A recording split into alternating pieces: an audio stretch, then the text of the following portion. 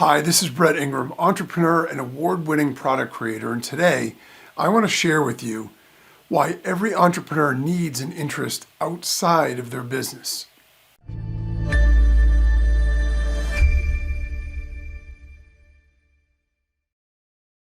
You know, business is a funny thing because paradoxically, while most of us start a business to have the freedom to do what we want with our lives, we end up working so much that we actually have less free time than if we just worked for somebody else.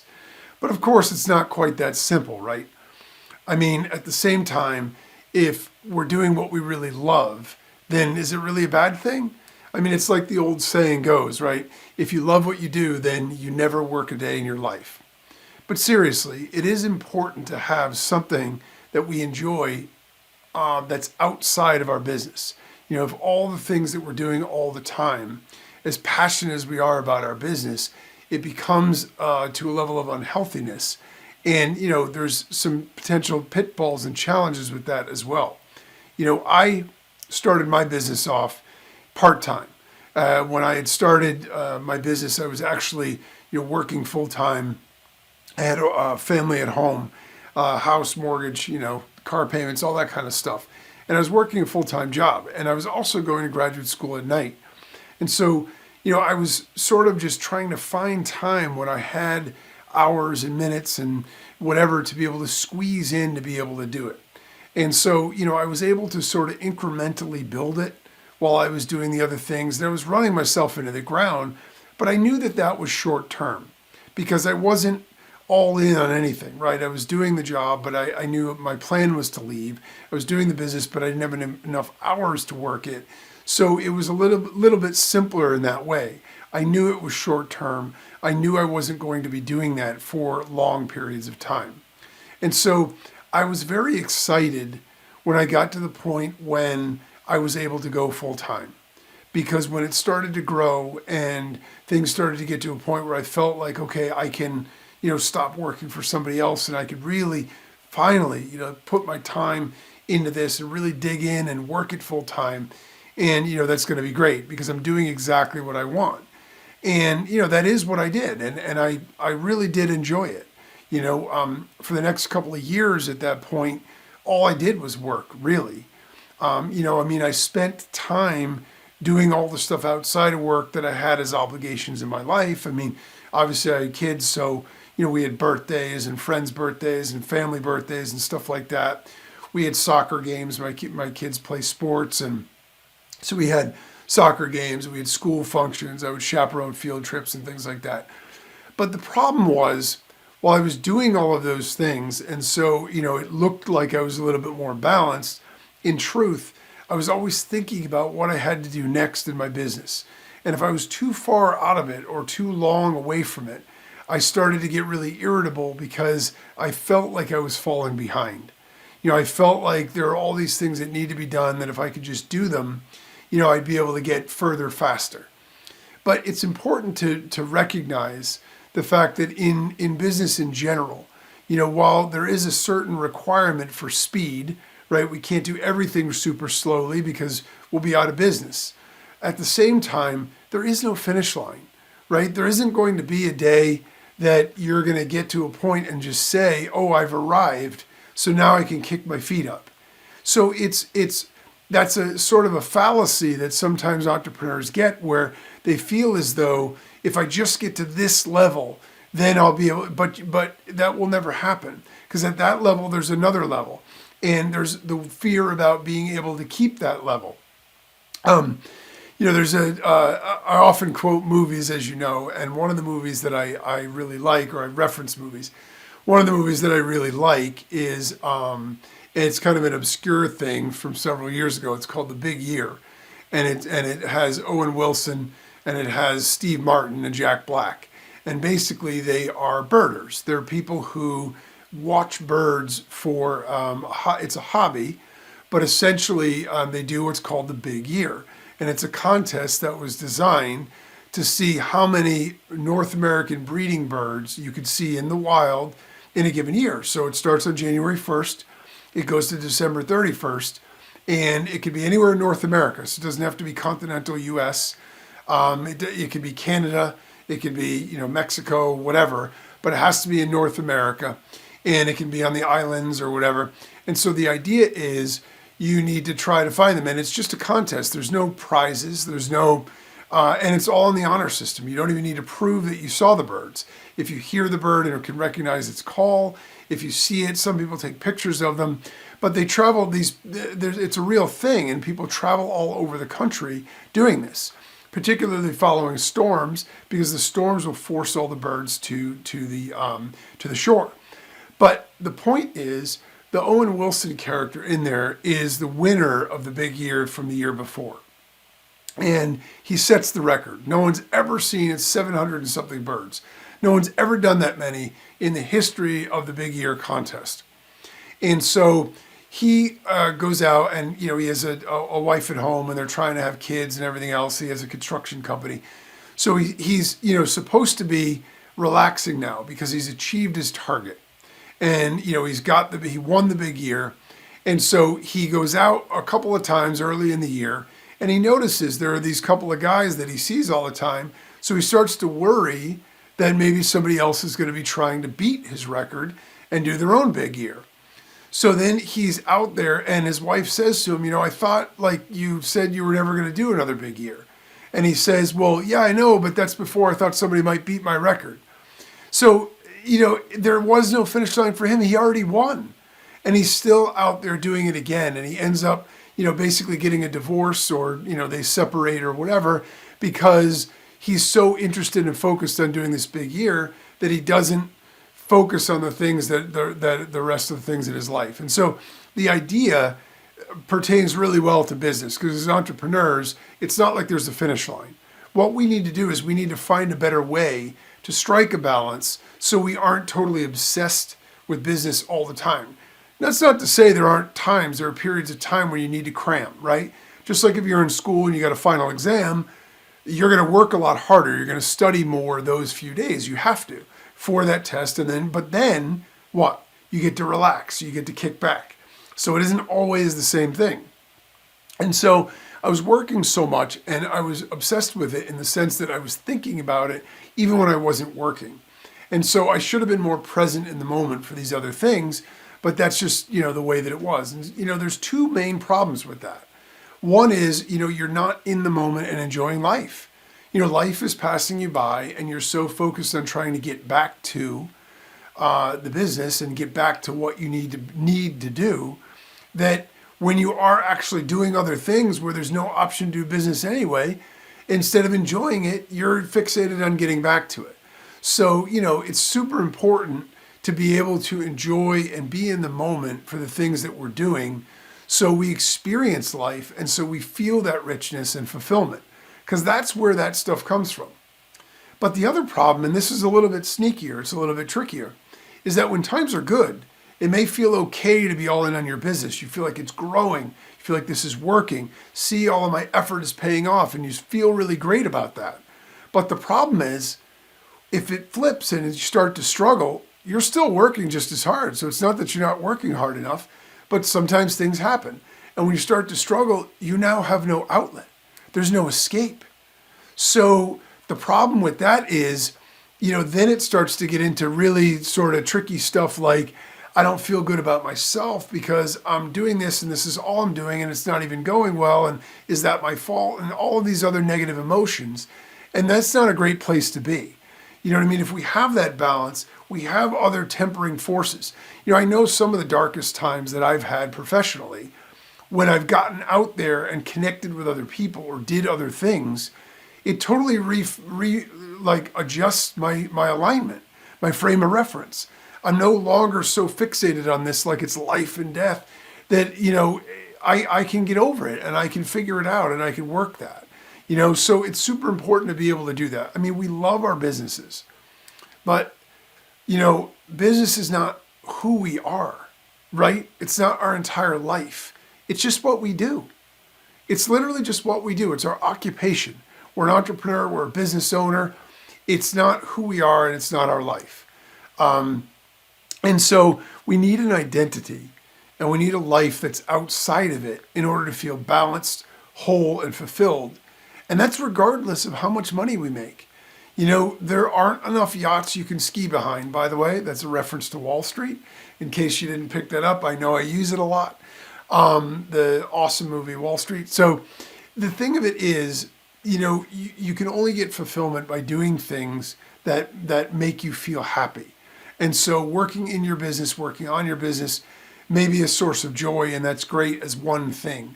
But it's too focused, it's too simple, and it's too one-dimensional. So for me, I like working out. I love going to the gym. I like the way that I feel after I've worked out. Some days I don't even want to go, but every time when I get out, I'm so glad I went. I feel better, I look better, I feel healthy, and it just gives me more energy. It gives me more enthusiasm, more optimism. So for me, I really like working out. I also like watching movies.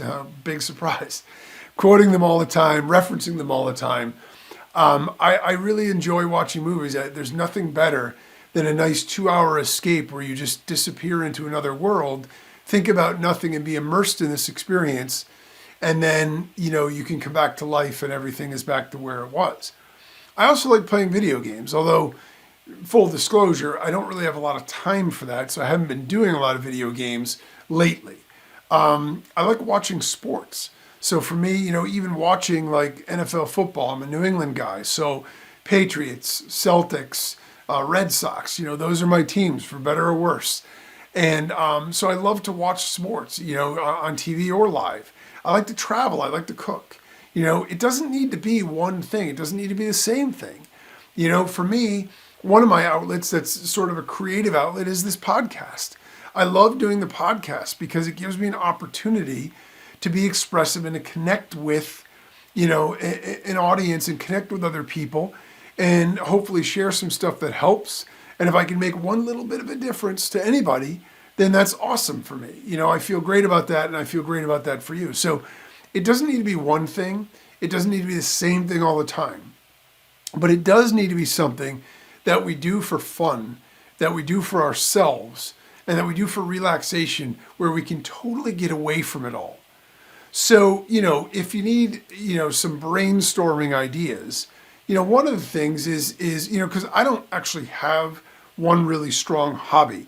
Some people love, I used to work with somebody who loved pottery. So anytime she got out of the office, the thing that she wanted to do is run to her pottery wheel and that's awesome. I'm not creative like that. Some people are musicians, they want to play the guitar or sing or whatever. I don't have any musical talent. So for me, that doesn't work. But for other people, it's a great escape, and it's a great, artsy sort of expression of yourself that is totally different than like the right brain, left brain stuff with business. And so it's a great balance. So you can learn a new skill. Even if you don't already have something, think about a skill that maybe you're interested in, something that you like. I mean, for me, I wasn't naturally a good cook. I'm not a chef. I'm not great at anything, but I can follow a recipe. And as I started to do it, I kind of liked it. So I experiment with different things. I try different stuff. I'm not, by any means an expert or even very good at it, but I enjoy it. And so it's something that I like to do. And that's sort of a skill I learned. I learned, some other skills here and there as well. Start a new hobby. Maybe there's something you've always been meaning to get to, but you've just never been able to sort of get to it.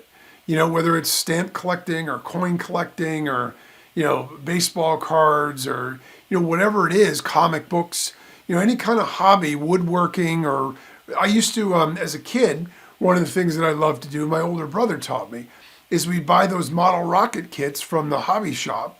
You build the rocket, you paint it, it comes with all the stuff that you need. And then once it dries, you go and you launch it. And we would launch it off into a field and watch it go way up, and it was awesome. And then you have to like chase it and find where it comes down. Start a new hobby, try something new, anything. It doesn't even need to be something you're going to keep doing. Maybe you've always been meaning to skydive. So go do that, or go to the indoor skydiving thing to try it. Maybe you've always wanted to bungee jump or zip line or something like that. Go try something like that. Go cliff diving or, anything that just sort of completely gives you a break from whatever it is that you'd normally be doing. You could join a club or an organization. There are lots of great clubs that stand for lots of different things, or serve a lot of different purposes. And so if any of those things are passions of yours or interests of yours, you can certainly go join a club or an organization, and then it's social too. So you're part of something, you're connecting with other people all the time, and you're doing it in a way that's going to let you unplug, it's going to let you get away from what you need to do. You can volunteer. I mean, volunteering is a great thing. You know, my son goes to a school where they have required volunteer hours.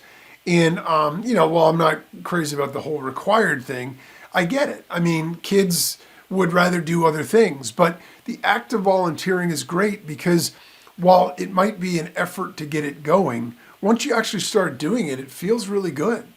You know, volunteering and doing things. I mean, we made like hundreds of sandwiches for one of the, you know, the food shelters.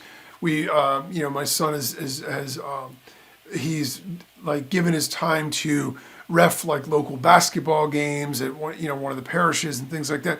And all these different things that you can do. Tutored other students with school and those kinds of things. And so there's a lot of different things that we can do to volunteer.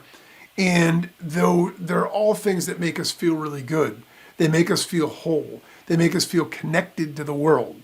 And those things are really important. Another thing is connect with old friends. You know, I have friends that after graduation, they went like this. So, you know, one of my best friends is in Texas. One of my best friends is in Oregon. You know, I don't see them very much. So, you know, sometimes just give them a call, you know, or I'll write them a letter or whatever. You know, just connecting with an old friend to talk and just, you know, sort of relive some old times, things like that. You can walk or hike on a local trail. You know, I'm not a huge outdoorsman. I was when I was a kid. I was in Scouts, and I was in Scouts for years, and all of my family trips as a kid were camping. You know, we couldn't afford anything better, and quite frankly, my family loved to camp, so we would camp everywhere we went.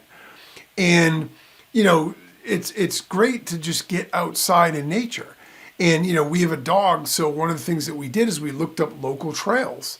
And there are actually a ton of local trails that are a lot of fun to just go over there. You don't even need a pet, but if you have one, great. That's another one. You could adopt a pet. You know, you get a dog or a cat. It's something else that takes some of your attention. They add levity to the house or to the you know to where you live, and they do funny stuff, which, you know, they'll drive you nuts too. But, you know, they make you laugh, they make you smile, and they just break you out of that sort of zombie zone of all business. And so that's another great thing. You can see a live play or a musical, you know, live entertainment or even a live band. You know, it's local stuff at the local pub or whatever. It's great. It's a lot of fun. It's social and it's, you know, artistic. So it brings out sort of a different side of the way we think and the way we feel. And to be honest, even if you're being selfish about it, you say, you know what, it's still going to help you in business too. Because having that release, having that ability to sort of break away from it sometimes, lets your mind work on things subconsciously.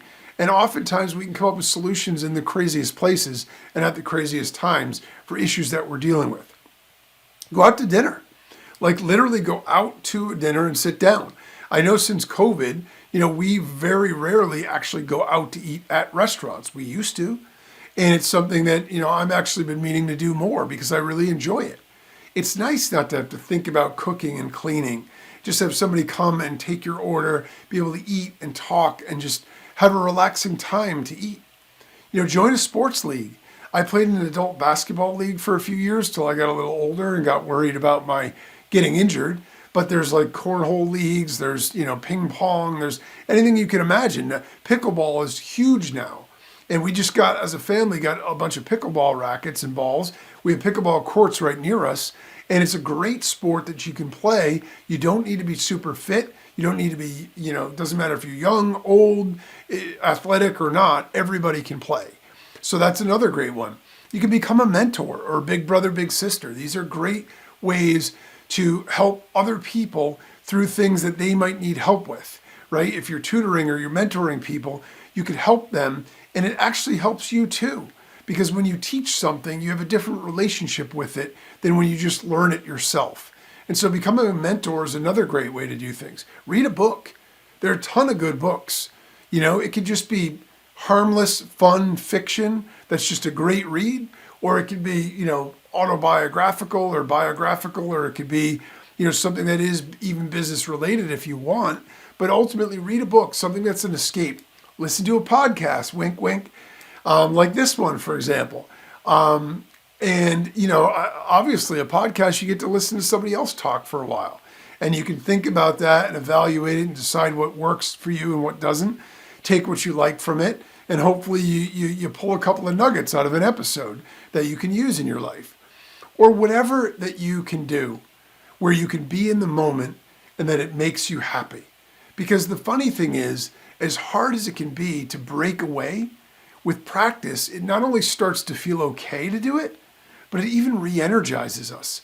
The physical and mental break from being in the fray all the time recharges our batteries and gets us motivated and excited to get back to work. So it's a win-win because we're even more productive when we get back. So the takeaway here is entrepreneurs, we can love our business, be passionate about it, and work our tails off to build it. But it's what we do. It's not who we are. And we need to have a life outside of it. Whether it's a hobby, a social outlet, or whatever you enjoy, it's vital that we have something that we're invested in outside of business. Living the life we imagine has to be about more than money and work. No one ever said at the end of their life that they wish they worked more. The regrets are always about the things we didn't try or do, or people we didn't spend enough time with. Let's commit to doing that stuff now so we don't have regrets, and instead we actually live our dream life.